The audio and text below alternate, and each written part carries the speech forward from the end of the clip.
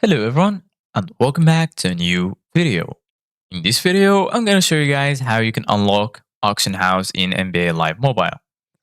So if you guys want to learn how to do it, just follow the steps that I'm going to show you. As you can see guys, I'm right now in NBA Live Mobile on my phone and this is how the homepage looks like. As you can see guys, right here in the bottom, you're going to find my team, auctions, achievements, objectives, and lastly set. So basically, guys, auctions is gonna be logged in the beginning. All you need to do is play a few games and then it will be unlocked.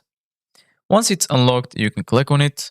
And then right here, you're gonna find in the browse section, my auctions, and lastly, my bids. Right here in the browse section, you're gonna find all of the auctions. So for example, if we see this auction, which is Fernando auction. Under it, you're going to find the start price and current bid. And lastly, buy now if you want to buy it without making a bid. And for example, if you click on it from here, you can either place a bid by clicking on this plus or minus option, or right here, you can either just go ahead and click on buy now and you will be buying this player.